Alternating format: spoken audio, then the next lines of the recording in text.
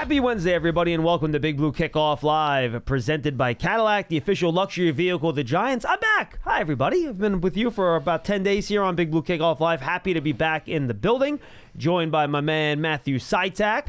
And we have the Giants' second of 10 OTAs today at the Quest Diagnostics Training Center.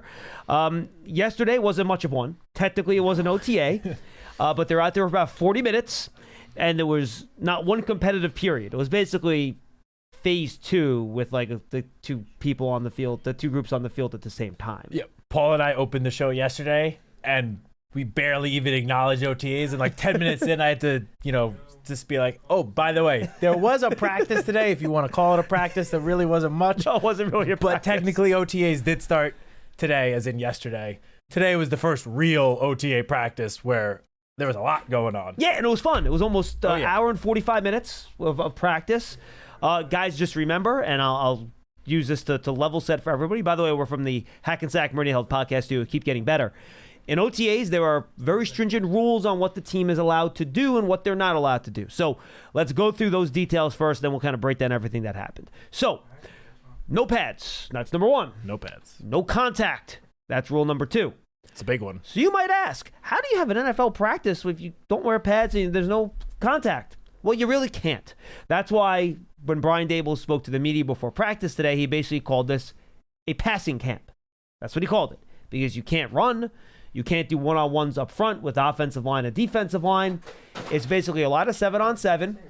And you're trying to get guys going and get the passing game coordinated and, those sort of things going where you try to get the receivers in sync with the quarterbacks, you get your defensive backfield on the field, and you're working on all that stuff together. So that's really what this is, Matt. It's not real football. It's a glorified 7-on-7 passing camp. Yes, although I will say, we did see, I think, 2 runs today. 2 rushing touchdowns today. We did, yes. One of them was from Jackson Dart on a sort of QB scramble, although it looked like a design run, but it was a quarterback rush on what otherwise would have looked like a passing play. So now, there was nothing, wasn't a real run. And there's nothing against the rules here, but I could do without the diving. Like we don't need May that. 28th. Yes. I don't see no one needs to be diving. That is the competitiveness of everything, and I get that, but I feel like this is like the prelude, Matt, to during the season. Slide. Just slide. Don't be too competitive, Jackson Dart. I love the attitude. Just don't be that competitive. Although please. on the for sure touchdown run, yes, there was no dive. It was just a clear lane yes, right into the end zone. And then there was that one Turbo Miller kind of toss. Two of them, right? Where he just outran everyone to the pylon. We spoke a lot about last offseason and last training camp about how when he runs, sometimes it looks like, when you're playing Madden and you hit the turbo button, all of a sudden there's a burst of speed. That's what he looked like on that toss play, where he just outran everyone to the pylon, where some of the defenders were looking around like, how the heck did he just do that? Yeah, and some guys in practice and without pads, this is something you can still see. So we're going to say a lot. You'll get calls, well, how did the offensive line look? I'm going to say, I don't know. You can't tell. What you can tell is guys that look physically different. And the reason his nickname's Turbo Miller puts on the Jets and is racing a defender to the pylon, it looks different. Yeah. He just looks faster. And that's what it looked like. Lane, the safety, kind of stayed with him on one of those. He had the one run to your point, then he had another kind of pass into the flat that he scored on. Then there was another one late too, where I think that was also a pass where he kind of ran to the pylon. Mm-hmm. So he had a chance to go. There were a couple Giants, by the way, we should bring this up as well in terms of what Brian Daboll said. Some veterans that are coming off of injuries that they're still kind of slowly working into things, and the way Brian Daboll spoke about it, they'll reevaluate these players as we go, and we'll see how much field work they're going to get. If we go by what we've seen in years past, usually guys like this, they'll hold out for a lot of the spring, and then they'll bring them back in the summer. Andrew Thomas is in that group. He's coming back from the foot injury. Malik Neighbors is still dealing with the toe injury that he's had kind of on and off, aggravating, going back to his college days, even that he played through a lot of last year.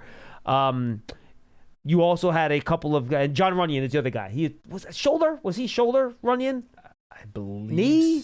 I don't remember. Whatever his injury was, he's not back out there yet. He was doing drills, but he's not out there doing team stuff yet. So, and we should preface all of this by saying Coach Dable told the media prior to practice that everyone is here. Everyone is here the building. It's just not everyone is actually going to be out on the practice field.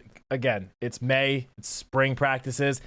If there's a guy that's not 100% healthy, they're not going to risk putting him out there for these practices that, at the end of the day, don't mean a whole much. Yeah, right. A lot, other than just for veterans. Other than just, getting everyone sort of in a groove leading up to training camp, which obviously is still not for another 2 months.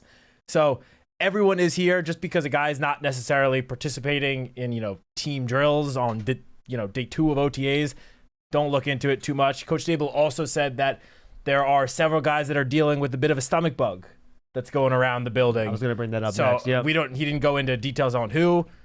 A couple of players, that just were not out there today that we didn't know about any potential injury. I would assume that those are some of the guys dealing with a little stomach bug. Put it this way, based on who wasn't out there yesterday and another guy that wasn't out there today, I think it might be going through the running back room a little bit. Yeah, it's certainly possible.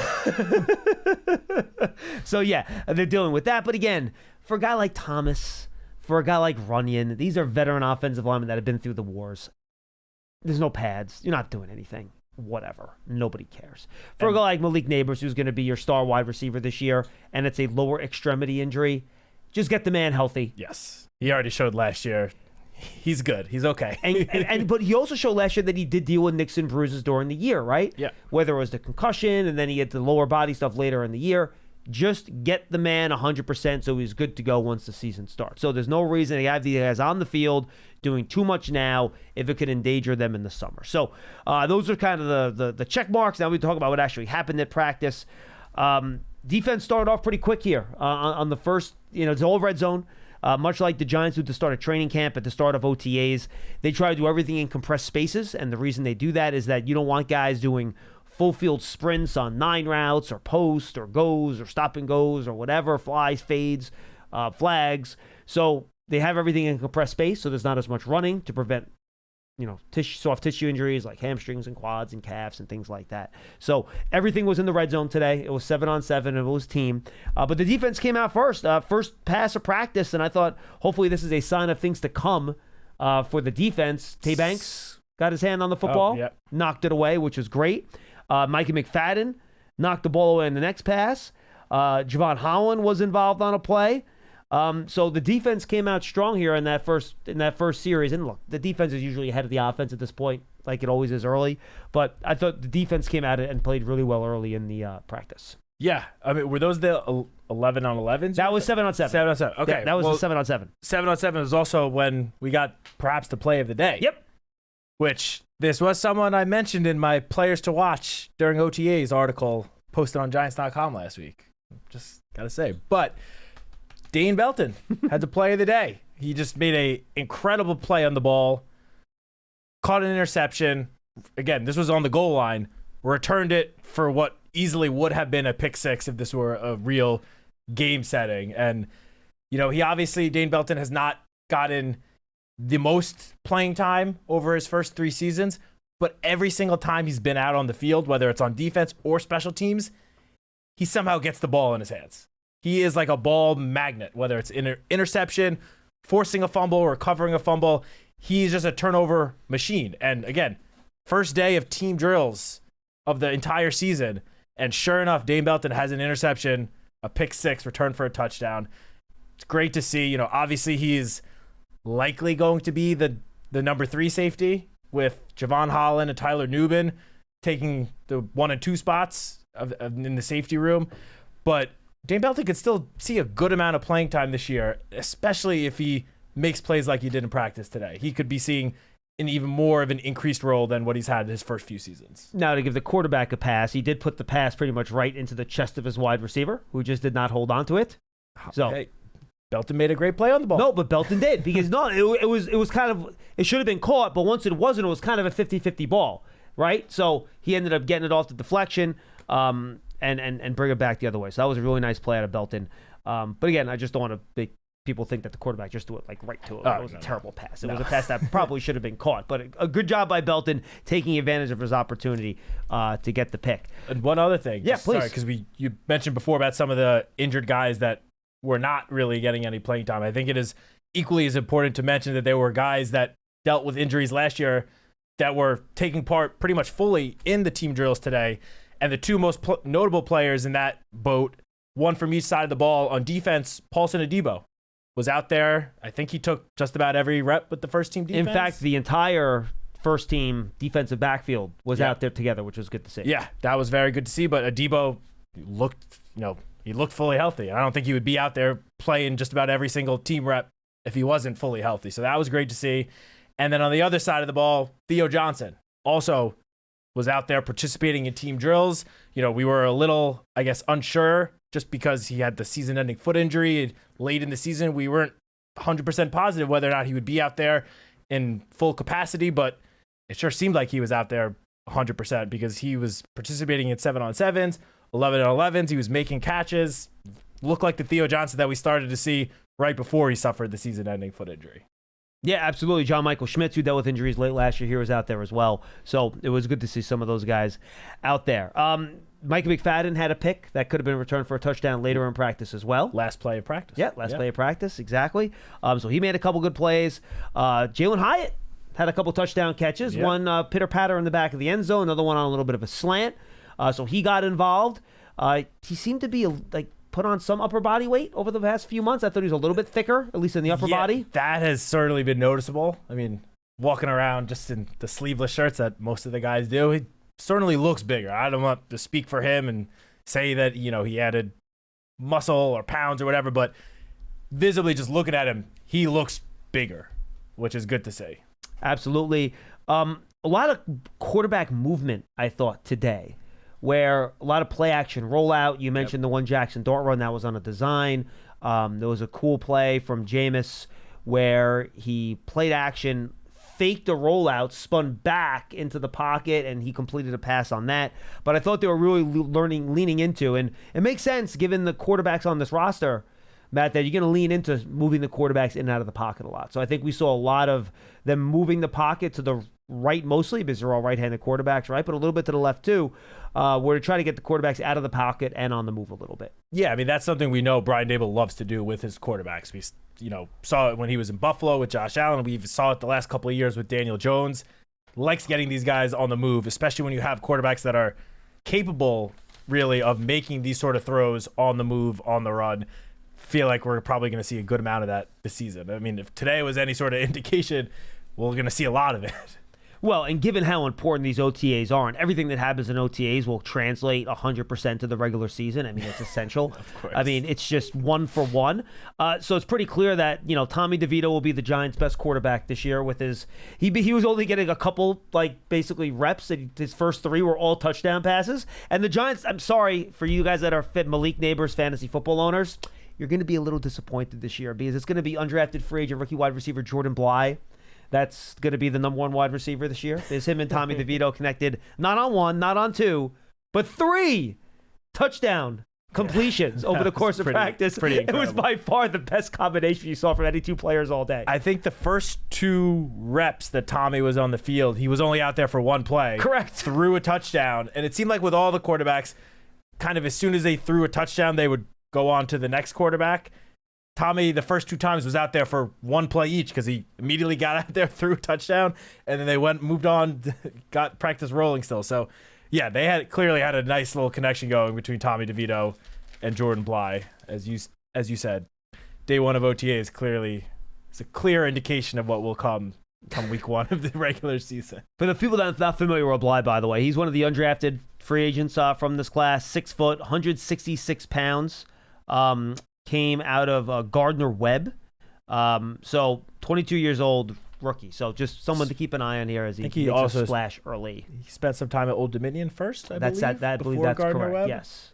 You don't see many usually when you get the transfer, you don't get the mid-major transfer. You usually get the transfer from the small to the big, but he just went.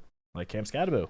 Yeah, who was out there today. Sacramento Skate up to Arizona State. So absolutely. But we saw one really nice pass from Russell Wilson showing that touch he likes to put. It was a perfect fade route to Darius Slayton, who kind of double tapped his feet on the sideline. I thought that was really nice. He placed the ball perfectly right over the defender, between the defender and the corner of the end zone, right into Darius's hands. Beautiful throw, beautiful catch. Darius caught a couple of touchdowns today. Yep. He looked again, what we've come to grow accustomed to seeing from Darius Slayton is exactly what we saw. And Jackson Dart, his very first touchdown pass, of course, was to former college teammate Antoine Juice Wells. Who would have saw that coming, huh? Wasn't his first completion, though. He had completions. Do we count rookie minicamp as first completions? No, this is the first practice with the whole team. Okay. Was that his first completion as well to Wells? I did not track that. I tracked all the passes. I got to look at my notes to see who his first completion was. I believe so, because they were playing on the goal line, so that first completion. Number 2. Yep, that would have been Juice Wells. Correct. Yeah, Juice Wells was the first. It was a little pass into the flat that he kind of ran it in for a touchdown. Correct. Yeah, that would have been Juice Wells. Good call. All right, so we did get 3 players also talk to the media after practice. We'll touch on that. Then we'll get to your calls at 201-939-4513. All right, Bobby Okereke first. He was his usual positive, upbeat self, which is what you like to see.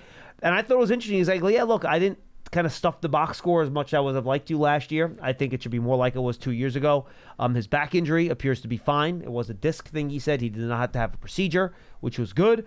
But he seems to think that being in Bowen's system for a second year with the additional talent around him, that he should be poised for a pretty big second year here with Shane Bowen and the Giants. Yeah, I mean, he's easily surrounded by the most talent he has ever been surrounded by, at least with the Giants. I mean, the defense last year had a good amount of talent throughout, but then adding Adebo and Holland, among other players, but those who leading the charge in the secondary, and then up front, obviously, start with Abdul Carter, Darius Alexander, Chauncey Golston, Roy Robertson Harris. Go down the list. Jeremiah Ledbetter. I mean, the defense is sort of the roster of defensive players. I don't want to say it's completely revamped because there obviously are some numerous core pieces that are returning, but they added some playmakers all over the defense. Depending on how you want to do it, depending on how you want to classify it, you're probably going to have 3 or 4 new starters. Depending on, it's going to be almost 20, anywhere from 25 to 33% of the defense is going to be different. Yeah, which is obviously, that's a big percentage of the defense. And it was clear listening to him to speak that Bobby Okereke is very excited about it. I mean, he talked about the secondary additions. He talked about Abdul and some of the additions up front. He's very excited. And one of the things that I've talked about at times on the show over the last, I would say, 2 months, and we saw a little bit of in practice today. We're not going to go into the details, but I've said that, with all these new pieces, especially the pieces up front, it's going to allow Shane Bowen to get a lot more creative with where and how he lines up all of these different defensive playmakers.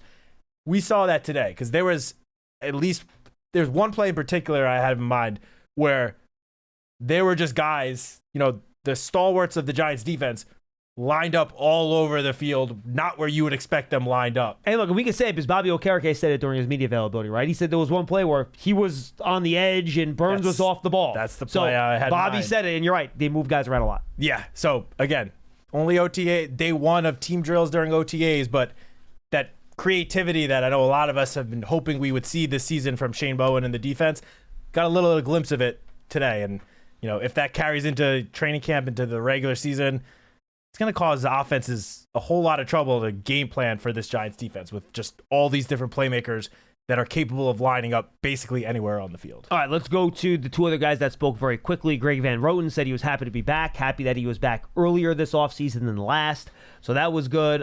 Likes the quarterback room, and Bobby Okereke said there's 2 very different personalities in that quarterback room, but they both raved about Russell Wilson's leadership abilities so far, just kind of interacting with everybody on the team and just being a steadying positive influence. And just talk about the competition on the offense line because it's a deep room. So there's a lot of spots, roster spots in the depth chart that guys are going to be competing for over the course of the offseason.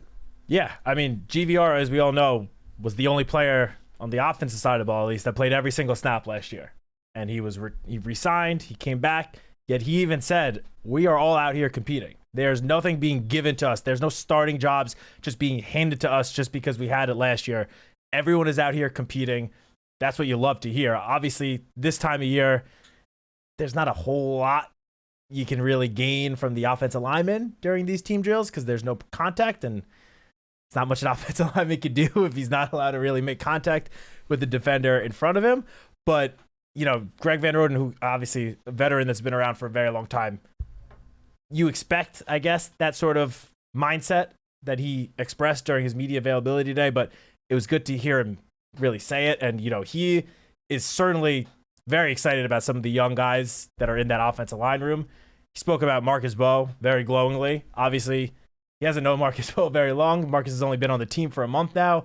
They've only been in the building together for, 2 weeks now, really? Mm-hmm. But, he's liked what he's seen from him so far, and he had a lot of good things to say about JMS. He seems to think that JMS is in line for a big jump in year 3. Yeah. And obviously, if JMS can make that big jump, that is going to help just raise the entire floor for this offensive line. Yeah, Marcus Bowe, they moved him around throughout practice. Yep. Like they said, Joe Shane said they're going to use him primarily as a tackle early and then move him into guard.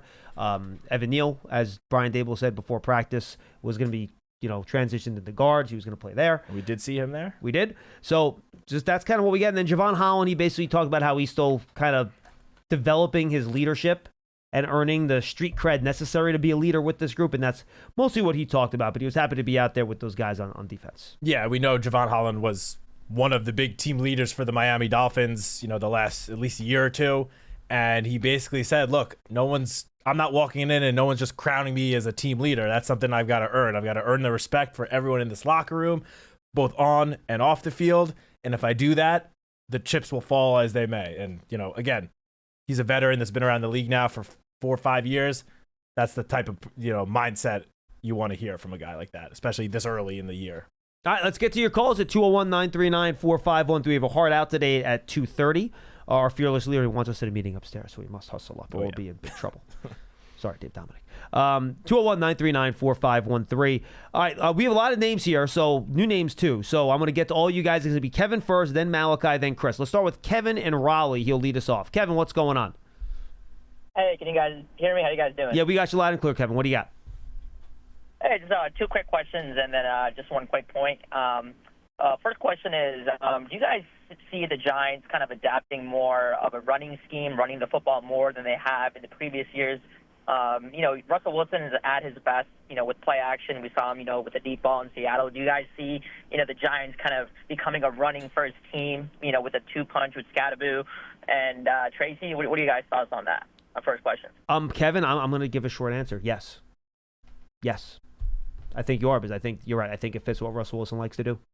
Yeah, I agree. I think part of the reason why they have not been able to do that in recent years is because they've been playing so many games from behind. And obviously, if you're behind multiple scores, great point, in the second half, you're not going to be running the ball that often. So obviously, we expect the team to be more competitive in general. So yes, similar to John, I agree. I think we definitely will see more running this year. I don't necessarily will be run heavy, but definitely more than I think what we've seen in the last year or two. And Kevin, to your point, a lot more play action pass yeah. than maybe we've seen before. No, definitely. And then my next question is, you guys mentioned Evan Neal is getting some playing time and practice time as a guard. Do you think that he will end up, winning the starting job, as a guard and taking that leap like, Becton did with the Eagles last year? Or do you guys see him kind of having to, still earn that spot and, maybe he'll start as a backup and then kind of transition in? What do you guys think of that? I think Runyon's no problem, Kevin. Hang with us. I think Runyon's one of your starting guards if he's healthy. I don't think that's going to be a question. Yep. I think the other guard spot's wide open, to be honest with you. I think this is a competition. Greg Van Roten said it at his press conference today that all these guys are competing. I think Greg Van Roten is the stopgap, backstop. We know we can get good, solid level of play from him if we need him, so he's there if we need him, right? Then you have Evan Neal, who's moving into guard, to your point.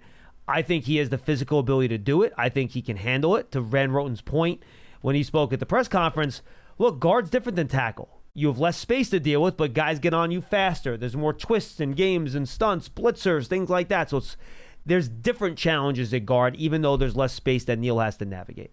You have Jake Kubas, who, when we were in our TV production meetings with Coach Dable in the preseason last year, he spoke glowingly about how much they loved Kubas. I think he has a legitimate chance to fight for playing time. And then the other guy I'll throw in there, and the Giant fans might roll their eyes at me, if they give Josh Azudu a chance to just play guard, right? Just as a guard, I think he has a chance to compete as well. Those would be the 4 guys that I would look at that you can compete. And Aaron Stinney's a veteran too that has been with the second team at that guard spot for the last 2 seasons now. So, or last season and now this season. So those are the guys that I think will compete at guard. I think, Kevin, it's a good problem to have. I could see Van Roten, Neal, Kubas, or Azudu, depending on how this goes this offseason, all potentially be a starter at guard. Yeah, I think, again, it's only May 28th. Yes. I think right now, the favorite would probably be Greg Van Roten. Agreed. Considering he played every snap last year, had a very solid season, and Evan Neal hasn't trained at guard in how many years? 4 or 5 years? So right now, I think GVR would probably be considered the favorite, but I do think in an absolute ideal world, Evan Neal looks incredible at guard, wins that starting job, and then Greg Van Roten can sort of be your primary backup at all 3 positions on the interior. Yeah. Because he's had some starts at center last year when JMS got hurt. He obviously plays guard, can play either guard position. So I think in an ideal world, throughout training camp, Evan Neal can prove himself at guard and win that spot, and then GVR can be your number 1 backup. Yeah, Kevin, I don't think GVR needs a ton of reps. He's he 34? 35? 35, right? 35 now? Right. Like, he doesn't need a ton of preseason, or spring and summer reps. So I think there'll be a lot of reps for some of those younger guys to be able to chance to prove themselves, especially with Runyon still coming back from an injury last year. So put all that together, I think the young guys will all be given ample chance to show what they can do. Yeah. Right, and then just a quick 2 points, and I'll take it off the air. Sure. One point is, we see injuries happen all the time, across the NFL.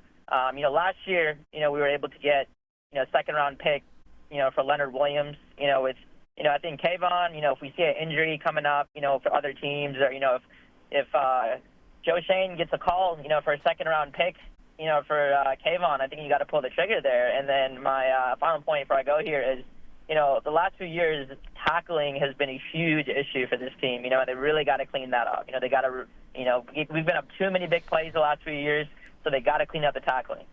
But thanks for taking my call, guys. Thank you. No, Kevin, look, on your second point, you're absolutely right. That was a big problem with the run defense over the course of last year, just inconsistent tackling. Micah McFadden got better in that area. 2 years ago, he gave up a lot of missed tackles. Last year, he was better. It could always still improve some more. Okereke, like we talked about, did not have the year he wanted to last year. But look, the tackling the run defense has to get better. It just has to. And if that doesn't get better, to Matt's point earlier, all this great stuff we're talking about on defense and running the ball on offense and play action, if you're down 2 scores, you can't do any of that. And the easiest way to get down 2 scores is to not be able to stop the run early in games. Yeah, 100%. And then just to your first point, I'm not going to sit up here and say for sure that something will or will not happen, but all I know is that since the Giants drafted Abdul Carter, Joe Shane, I believe Coach Dable, players, like multiple people have spoken about how you can't have enough edge rushers and pass rushers. They are not looking to trade Kayvon Thibodeau. I don't think that is something that they will pursue. Obviously, if the phone rings, who am I to say whether or not you pick it up or listen or whatever? No, you always listen. You always listen. But Joe Shane in particular, who would be the one that would be making that call, has talked about how the last 2 Super Bowl championship teams that this organization had were built around the pass rush and having multiple guys on the edge, not just 2 starting edge rushers, but guys behind them as well, guys that you could line up all over the defensive line. Joe has talked about that multiple times. So I don't think that they will be looking to trade Kayvon. And also, again, as we said, not a whole lot you can gain from offensive linemen and defensive linemen in these OTA practices. But Kayvon Thibodeau looked fired up out there today. He looked energetic and, like a man on a mission. I don't know how else to put it. I know it's a little cliche, but no, I agree with he you. really looked fired up. And if, I would love to see once training camp starts and we can actually start seeing some contact between the linemen, love to see if he looked like he did today. Because if so, he could be in for a very promising good year. So they're doing a live shot on ESPN. How does Amon Shumpert look older than Udonis Haslam? I feel like Haslam's got to be like 10 years older than him, right? For all the years he was in the league. Isn't he still in the league? Isn't he still, the last guy on Miami. Was he still? I don't know. I thought he finally retired. Was he? I could be wrong. Like last guy on the bench, last assistant coach. Yeah, I don't know what he was, but he's got to be older than Shumpert, right? I would think he was in Miami for like 15 years. More than that, I think he's He was almost there close to for 20. Hold on, let me look this up now. I'm curious. LeBron's tenure in Miami. He was a veteran, I believe, when LeBron. All right, so Udonis Haslem's 44. Okay, so he's older than me. He's definitely retired. The last NBA player in the league that's older than me.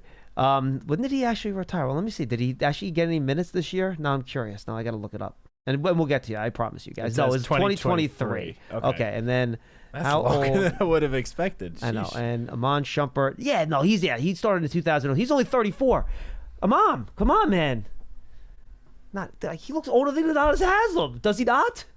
I don't know, man. I think it's just the beard looking think all so? scruffy. Man, maybe. I don't know. It shows you got to groom. But does it mean you want to talk about the Knicks now? No, I do not, actually. That's okay, unless you want me to get really upset and then potentially get thrown off the air. I do not. But doesn't they'll come side by side. Doesn't Haslem a little younger than him? Yeah, but He does, again, right? Yeah, I know. It's the beard. I think it's the beard. I'm with you on Yeah. that. All right, 201-939-4513. Let's go to Malachi down in Florida. Malachi, what's going on? Hello, I'm doing good. I had 2 questions for you guys. Sure. My first question is, would you guys say Russell Wilson is known for extending drives? Because I feel like last year we would be 3 and out very quickly. Extending drives or extending plays? Just staying on the field for longer times to tire out the enemy's defense. I would say he's certainly more adept at it than whomever the Giants had at quarterback last year. yeah, How about that? He is an accurate passer, and obviously being an accurate quarterback helps extend drives. And he makes explosive plays down the field, too. Very efficient. He doesn't turn the ball over either. He protects the ball.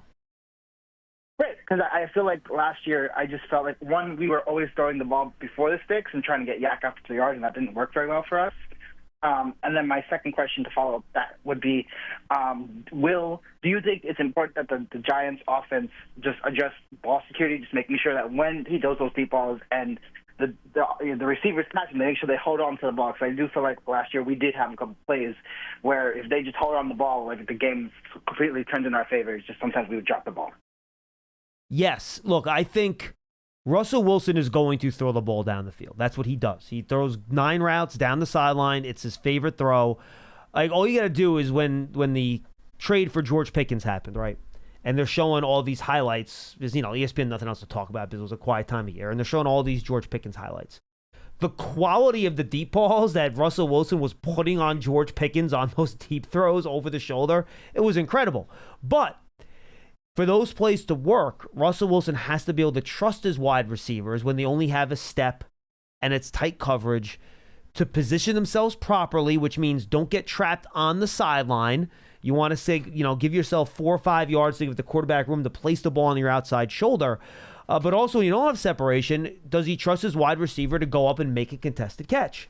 Where the wide receiver is not going to let the cornerback get after the ball, jump for it, get an interception.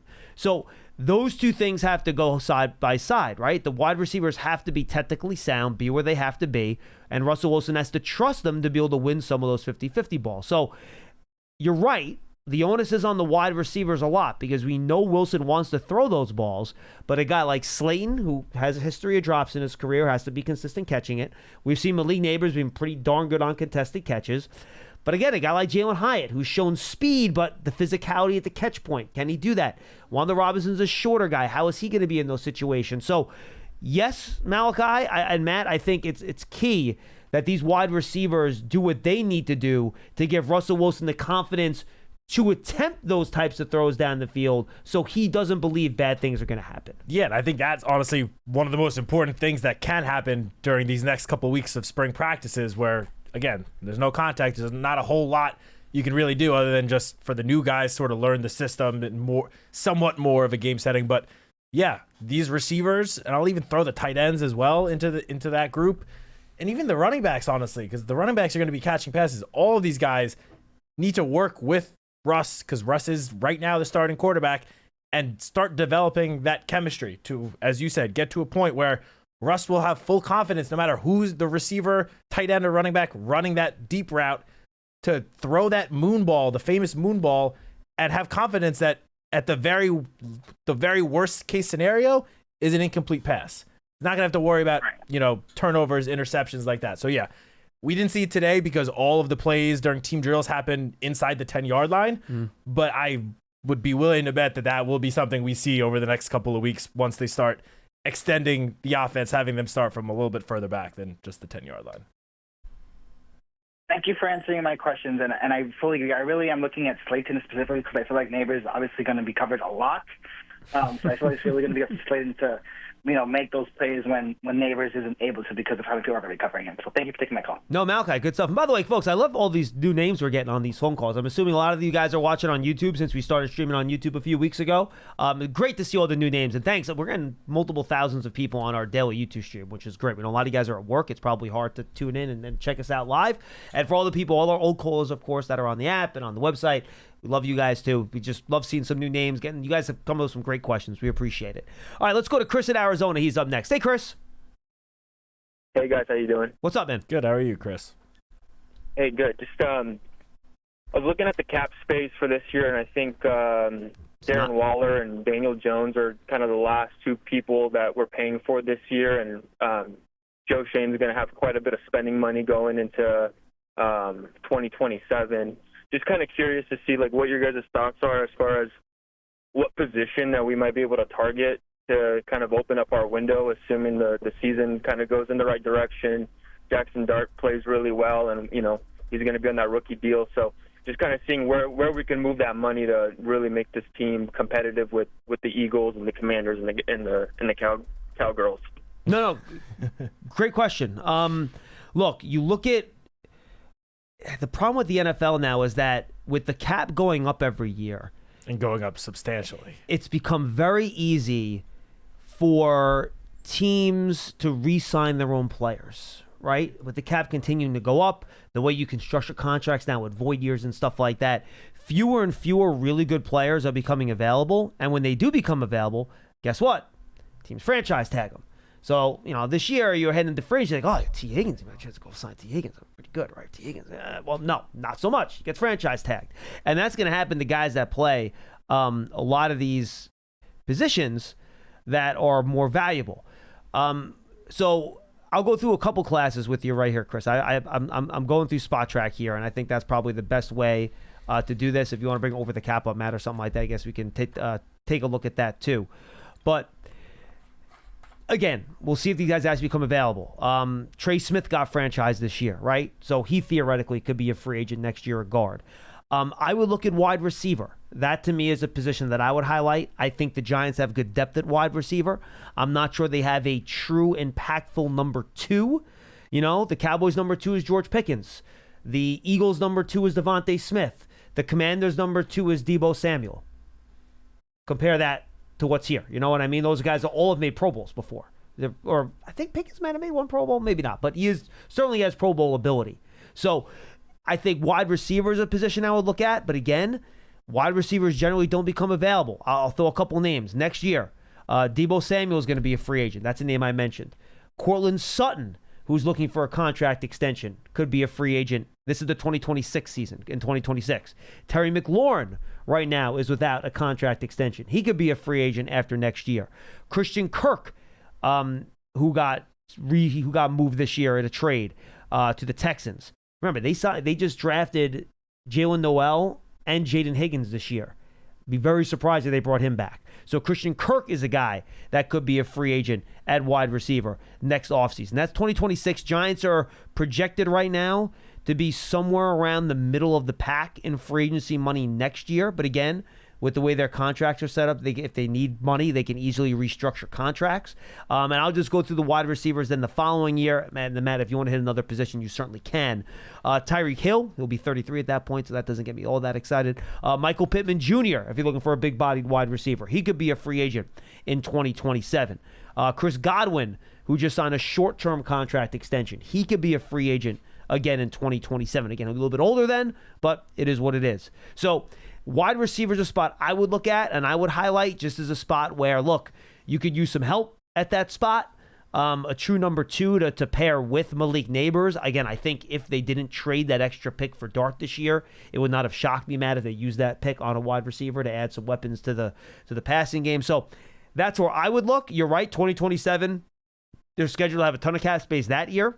And last thing I'll say before I hand it over to Matt here is after this year, you talked about Darren Waller being off and Daniel Jones dead money being off. Theoretically, to your point, if Jackson Dart plays well, you theoretically, if you don't want to re-sign Russell Wilson after the year, you keep Jameis as your backup at a very reasonable backup rate. And then that's another big chunk of money you get back. And when the quarterback position is cheap, that's when you can be really aggressive in free agency, right? That's when you have to make the moves. Like, why do you think the Eagles were so aggressive when they had Jalen Hurts on his rookie deal? And by the way, they still haven't started paying him. His cap number has been, I don't think it's gone over $4 or $5 million yet on any individual season with the way his contract is structured. The Howie Roseman magic. Right. Well, that magic is going to, show up and appear in 3 or 4 years, and then their cap situation is going to be a disaster, and he'll be, retired in Barbados with Super Bowl rings, and he's going to be fine with that. But that's going to be what we're looking at, right? But the Giants can be very aggressive the next couple of years while they're working on this rookie quarterback contract and they're not paying quarterbacks. So wide receiver is one of those spots that I think you can look at, even though, again, that's one of the positions, to me at least, very seldomly become available because it's so valuable. But that's at least one position I would look at, Matt. How about you? Yeah, the only thing with wide receiver is the Giants gave Darius Slayton a decently big contract. Right. Not getting paid as a number one receiver, obviously, but he's in line with number 3s around the league.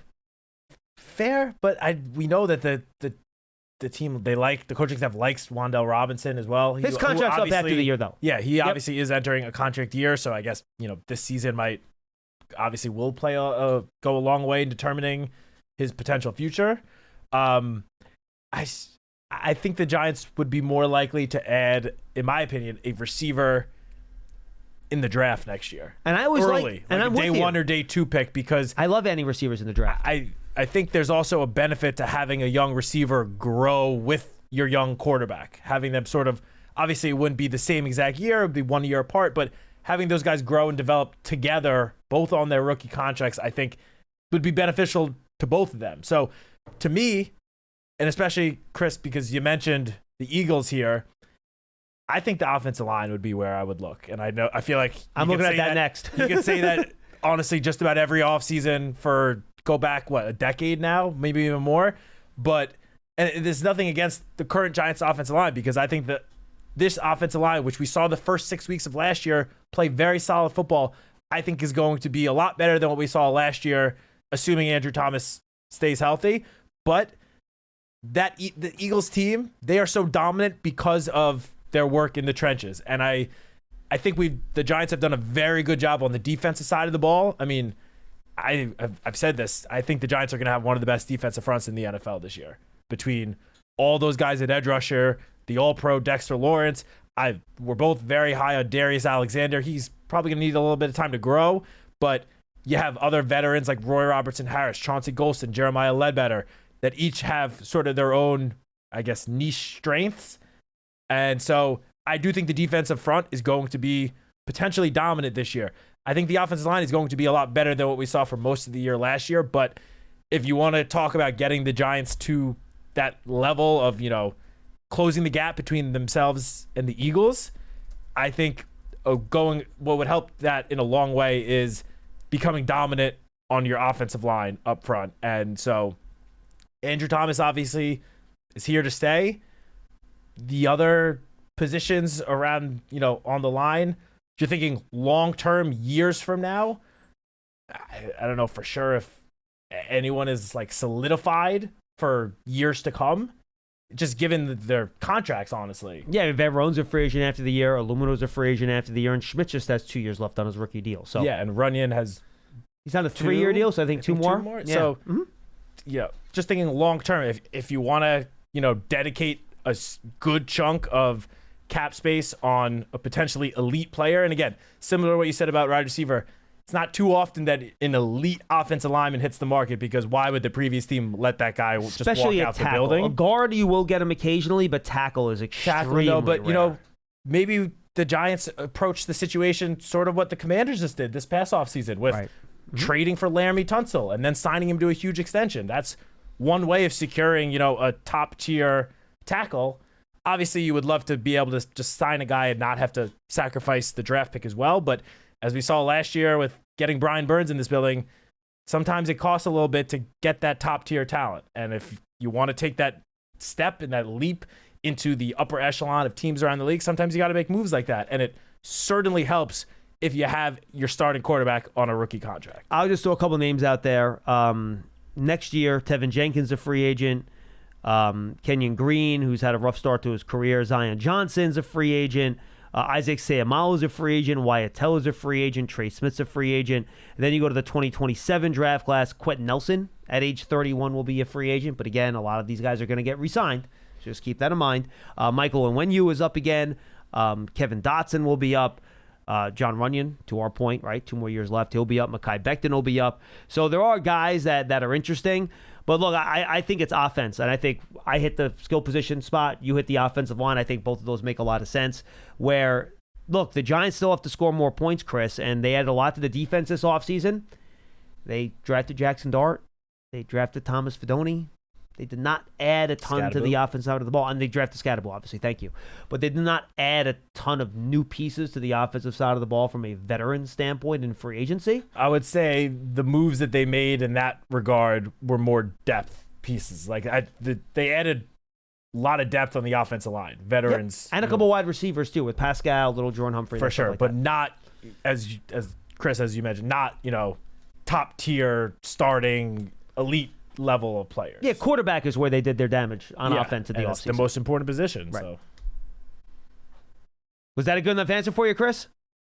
Yeah, that was solid. I appreciate all the info you guys put out, and hoping for a good season for the mental health of the entire fan base. And yeah, I think a good season is going to go a long way to who we could bring into the building. I think if we got a winning record next year, I think that's going to help us maybe attract some talent to really get us over that hump that I think that we're in right now. So thank you, Chris. guys. Appreciate the call. Hey, look, you just got to acquire these guys however you could acquire them. Like, you just got to keep getting better players in the building. If it has to be via trade, then it's via trade. But obviously, free agency just straight up would be preferable.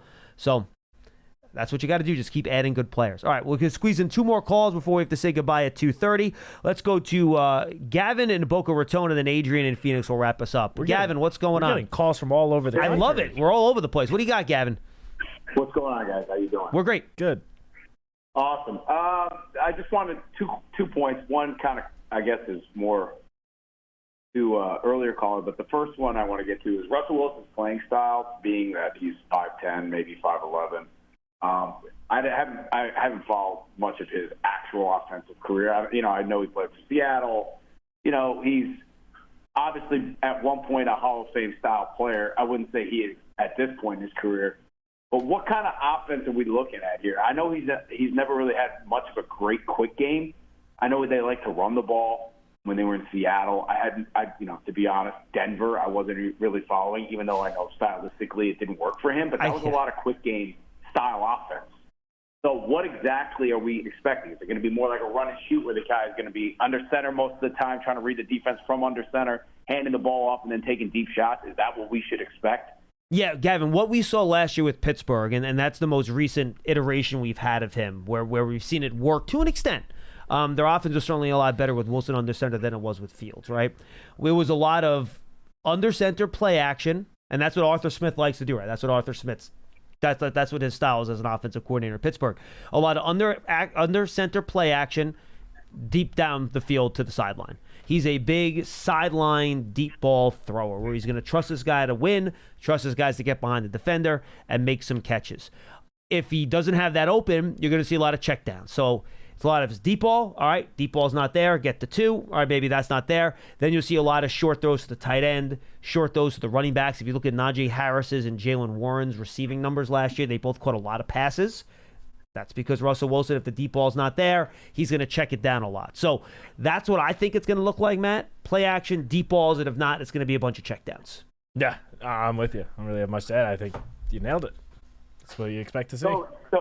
So they're not going to run we used to run a lot of mesh because that's what Jones could run and see over the offensive line. We're not going to see a lot of that. You don't think it's not going to be a lot of zone beaters like that? I don't think you're going to see a bunch of short over the middle stuff because to your point, I think that's difficult for Russ in terms of seeing over the offensive line. And if you look at his career, he does not have a ton of high volume years throwing over the middle. You will see some deeper digs and posts down the field because that's easier to see. But I think you'll see less of that, those double crosser mesh concepts, those sort of things. And, a bunch of those, one of the favorite things Daniel Jones liked to do throwing the ball was hitting Wanda Robinson, a lot of those quick option routes over the middle, right? Just quick stop routes, turn right or left based on where the defense is. I don't think we're going to see quite as much as that with Russ, just based on his stature and his history in terms of where he throws the ball. Yeah, I mean, what we've come to learn about Brian Daboll is he's going to sort of cater the offense to his quarterback's strengths. Correct. And the strengths of, Daniel Jones are very different than the strengths of Russell Wilson. So I think we will see, definitely there will be some changes. I think we definitely will see more deep shots down the field because that is obviously one of Russell Wilson's big strengths, his accuracy down the field, which at least last year we did not see quite as much at the quarterback position. Okay, and maybe more some on-schedule plays. That would be nice, keeping the offense on schedule. Yes, I think that's what they're going to like. Now, Russell Wilson does hold the ball now, though. Just keep in mind, that has also been a part of his history.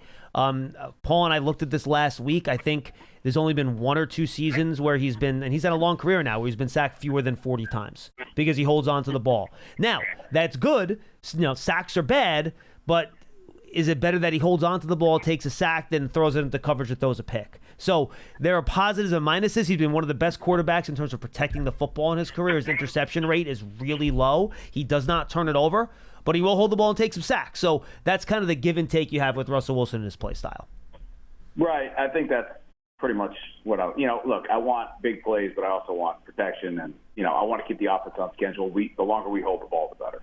Of course. The other point that I wanted to make, which I think is, I've seen it made several times by several people, not necessarily, the caller kind of triggered it in my brain, an earlier caller. But it's we have to get rid of somebody because we can't have multiple players be good at something. When I hear the Kayvon Thibodeau, we need to trade him up because we drafted Abdul Carter, now we can get rid of Thibodeau. It's like, no, why can't we have a strength? Why can't we have multiple guys be good at something? Why can't we have multiple waves of pass rushers, not just 2 or 1?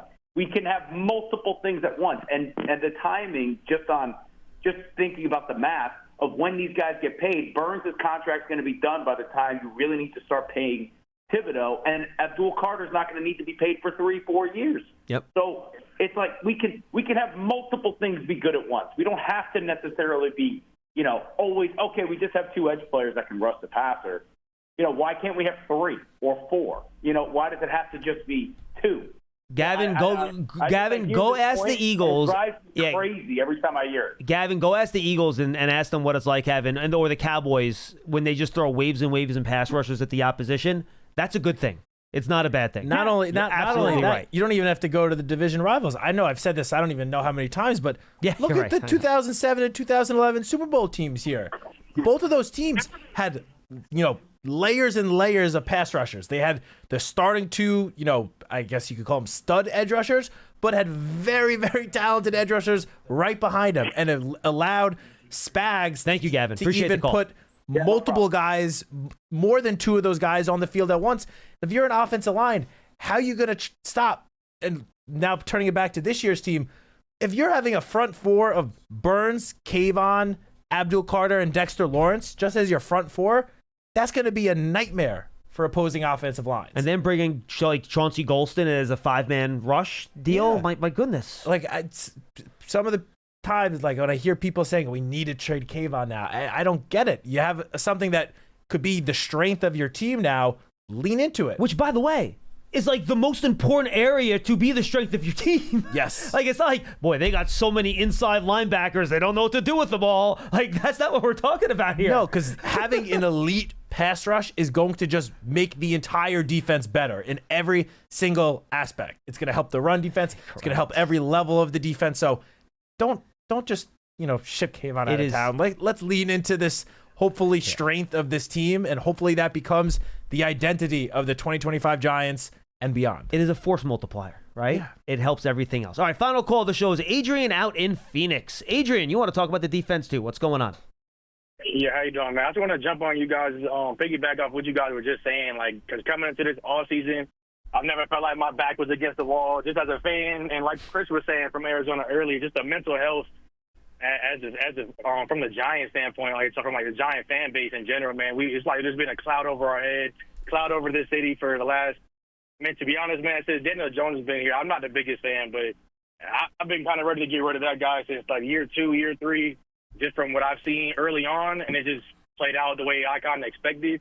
Look, Adrian, bottom line, real quick, Adrian, there's only been 2 playoff seasons since 2012. I think that's pretty much sums it up. No, 100%, 100%, and I agree with that. And I'm not putting it all on Daniel Jones, but I'm just saying, I just feel like when you're the captain of the ship, you got to put the blame on who's ever driving it, No, but coming into this off season, I'm just glad Joe Shane actually stepped up a little bit and kind of attacked those key areas that I think we were all kind of looking for. I think he executed the draft pretty well.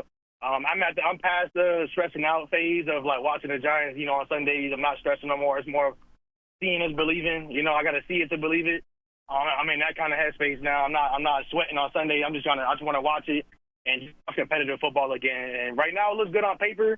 I think it's the most enthusiastic I feel like, going into the off season and going into, the new season. I feel like the most enthusiastic I've felt and been in the last couple of years. I think having a veteran like Russell Wilson, I don't think he's going to get to the Super Bowl. I'm not anything like that. I don't have a lot of hope. But I'm not very down either. It's like I'm not expecting 10 wins, but I'm also not expecting us to win 3 either. I'm somewhere in that middle ground. I guess you could say seeing it, just got to see it to believe it phase. And then, but I think having a veteran like Russell who can, I believe the last caller was talking about just extending those drives, extending those things where we're not going 3 and out. The thing that killed me with Daniel Jones, man, was just I feel like half the time we're not even getting past the 50-yard line until the third quarter, and I think that drove me insane. 3 and out, punt. And our by the third quarter, our defense is stopped. They're exhausted. Like, so we can't, even if we have a close game, our defense can't even make a game saving stop when we need them to, because they've been on the field for 70% of the game. So I think having that Russell Wilson, having that veteran quarterback, can at least extend have our that time of possession. I think that will go way up a little bit. At least I'm hoping so. And I think that'll just help our defense out on that side of things, man. What do you guys think about that, man? Adrian, good stuff, man. We got to roll. We're getting into this show. Thank you for the call. Awesome stuff. Thanks, Adrian. Look, the offense has been a tough watch. I mean, it's been a tough watch for a while. 2022 was a little bit of a reprieve from that, but it's not like they were averaging, I think, what were they at, 22 points per game that year, something like that, which is still middle of the league. It wasn't anything ridiculous. Otherwise, they've been in that 17-point range way too often the last 5-6 years. So, yeah, and I think your mental approach is good. I get it. If you're a fan, you have to see it to believe it. I get it. We've been through this too, folks. We understand. But look, I think there's some exciting young talent on the team, Matt, and there's reasons to be optimistic. But make them go out there and prove it on Sundays. Yes, we've been up here expressing some optimism that we do think the team will take, some step this year. But we're right there with you. We all need to see it.